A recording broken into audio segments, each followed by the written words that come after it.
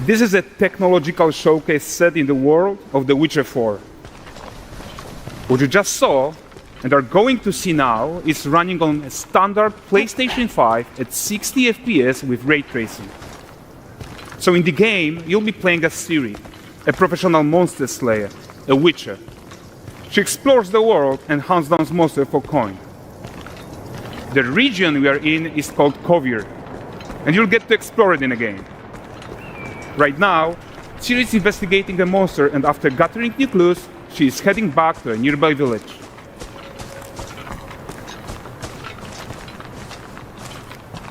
All right, everyone, meet Kelpie.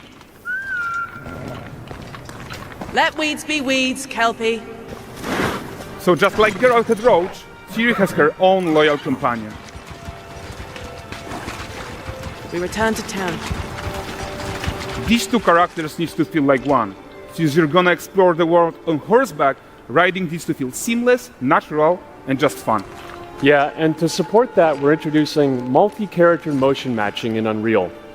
So Ciri and Kelpie, they're perfectly synchronized when mounting from any angle and speed. And we also support root motion movement on Kelpie, so controlling her feels realistic and grounded. And there are also some really nice improvements to our Unreal Chaos Flesh Solver and these machine-learned deformations. So you've got realistic muscles moving and stretching under Kelpie's skin without compromising the performance there.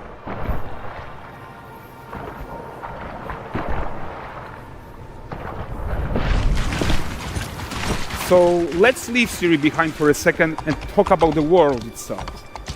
So much of the Witcher world is natural, organic, especially Kovir with its dense forest and wild nature. Yeah, and wild nature is hard. And with Nanite geometry, we've freed artists from so many of their old constraints. But we don't want to rest until everything we do in Unreal has that same spirit of freedom.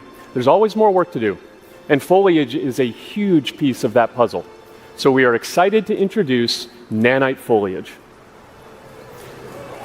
And in order to achieve gorgeous foliage density everywhere, while still being memory efficient, fast to render, we believe that a new idea was needed. So instead of the same card approach we've been using for the past 20 years, artists should be free to take a nanite approach to foliage, modeling every single leaf and pine needle. And the old LOD tricks of the past, they needed a complete rethink. And in their place, it's a new adaptive voxel representation in nanite. It's volumetric, it's fully 3D, it is super fast to render. And these dense clusters of triangles turn into these cubes, which at a distance, they're no larger than a pixel, and they react to the changing light of our dynamic sun and our shadows, and they allow artists to render whatever amount of foliage is needed to achieve their vision without compromise. And no compromise means how ambitious we are when it comes to bringing our vision to life with incredible visuals. But more than that, together with Epic, we created faster way to load the world. We can now bring in more content more quickly for the smoothest possible experience as we fly down to catch up with Ciri.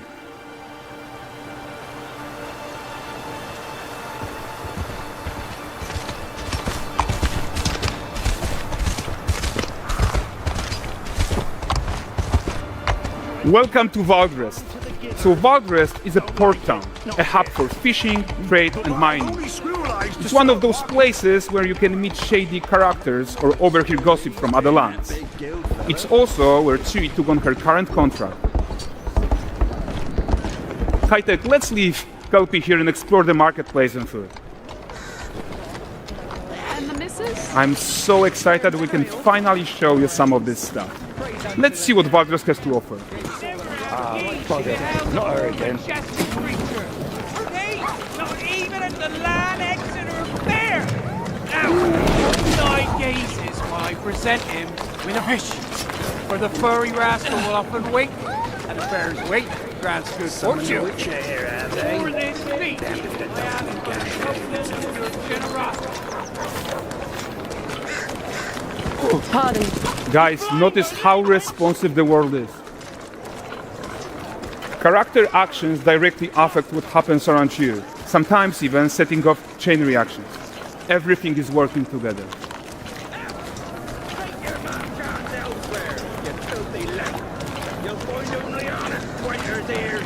Oh, look at this poor gentleman being taught how to fly by an angry innkeeper. That's what happens when you cheat at Gwent. Last of it, is it? Ready to wait. Round ones, what jingle in the purse.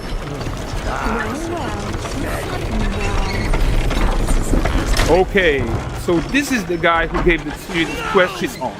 Like you probably suspect, he has his own agenda in all of this.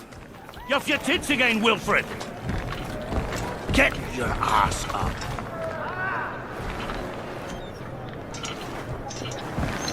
A typical day's toil. Who in? Ah, Witcheress. What news of my wagons? No eternity is taking that damn salt to arrive. I found them. And, well, suffice to say, they'll not reach you. As for the salt, I found not one speck. I presume this comes as no surprise to you. Now. Kavir's smuggling trade is of no concern to me. Shush, shush, shush. The manticore that flattened your cart and devoured your men, quite the opposite. Manticore? No, them winged hellspawn dwell in the arse end of Creighton. While Siri decides what to do about that merchant, let's take a look at the character technology that powers this marketplace. Why don't we listen in on these fishmongers? They're selling their wares, chatting up customers. Morning, catch this is. Won't find none fresher. Reckon me lady's after one of those. Get this cleaned and gutted for you. You mind, dearest? Into seeing something more. Got mackerel cod, all Brexit's finest. And there is tons of tech at play here, even in this simple market stall. Metahuman tools, improved Unreal smart objects, chaos cloth, and more. Yeah, and all of this exists to make sure that the gap in quality between Siri and NPCs is as small as possible. Sweetest. Yeah, and closing that gap, it's not just about fidelity, right, but also authenticity. They should react to changes in the world around them. But the prisoner in pillory isn't exciting enough for wildest. Let's grab everyone's attention with a circus.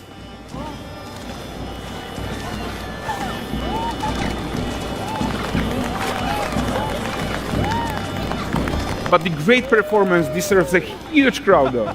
Let's crank it up.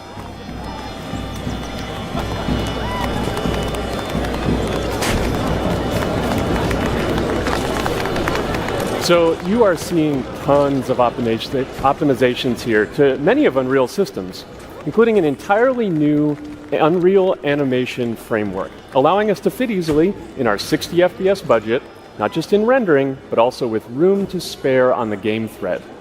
Over 300 animated skeletal mesh agents all going about their business. And the whole point is to leave breathing room for developers like you to introduce the gameplay and the systems that your players expect, empowering you to make your worlds come to life without Unreal standing in your way. You are right. And that's the open world RPG that we are making. But before we wrap up, how about one final check-in with Siri?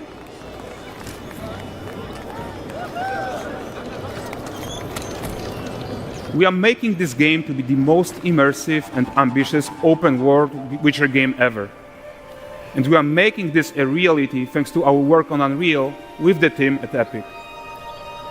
I think what we are doing together is going to bring in a new generation of open world RPGs, and I'm so proud of what we accomplished so far. We are too. So we're almost done, but before we go, here's a small gift for all Witcher fans. A first look at Lanexeter.